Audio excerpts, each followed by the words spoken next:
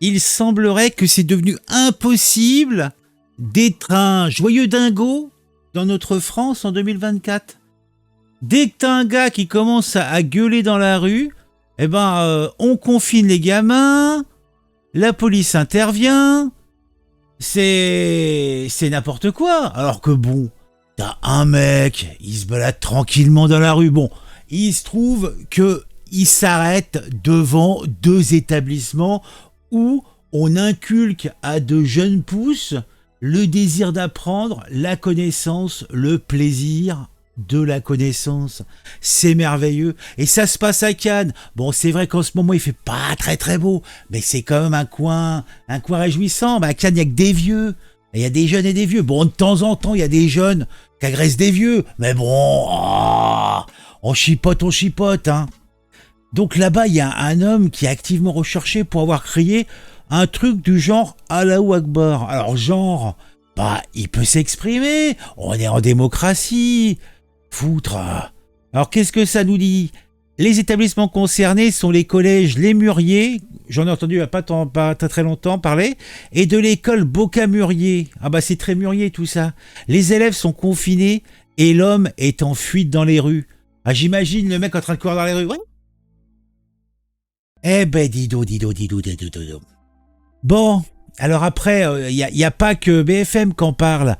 T'as Var Matin, un homme crie Allahu Akbar devant l'école de Cannes. Fin de l'alerte dans l'établissement, les cours ont repris.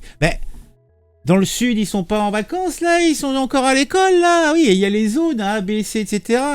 Dis donc, parce que moi je suis en Ile-de-France, donc ils reprennent lundi les chiens. Je te jure. Alors là, c'est fin de l'alerte dans l'établissement, les cours ont repris. Et là, j'en ai trouvé un autre. Là, c'est quoi ça ? C'est le journal du dimanche. Cannes, un homme activement recherché après avoir crié à plusieurs reprises Allahu Akbar devant deux écoles. Bon, j'ai fait mon enquête. Bon, oui, je vous le dis, j'ai fait mon enquête et j'ai trouvé qui était responsable. Il s'appelle Karim. Oui, il s'appelle Karim. Bon, je vais vous raconter son histoire. Alors, c'est tout simple. Bon, Karim, c'est un bon gars. Il a une quarantaine d'années et oui, il a crié Allahu Akbar devant deux écoles à Cannes avant de prendre la fuite. D'accord. Mais Karim est un homme tourmenté qui a connu une vie difficile. Il a grandi dans une famille pauvre, dans un quartier défavorisé. Et bien sûr, il a subi des violences physiques. Oui. Et psychologiques de la part de son papa. Oui. Karim a eu du mal à trouver sa place dans la société. Il a échoué à l'école, a enchaîné les petits boulots précaires et a sombré dans la délinquance. Il a été condamné à plusieurs reprises pour vol et agression. En prison, il a découvert la religion musulmane qui lui a apporté un certain réconfort. Mais Karim est un homme instable, comme ils le sont toujours dans ces situations, vous le savez bien. La presse nous le dit, le ministère de l'Intérieur nous le dit, les ministères de la Justice, Dupond-Moretti nous le disent. Ils ont toujours une certaine instabilité psychologique. Et donc, Karim est un homme instable qui a beaucoup de difficultés à contrôler ses émotions. Il est persuadé, dans son fort intérieur, que la société française est hostile aux musulmans, oui, et qu'il est victime d'un complot. Il a développé donc une paranoïa aiguë, et il est convaincu que les services secrets le surveillent et le persécutent.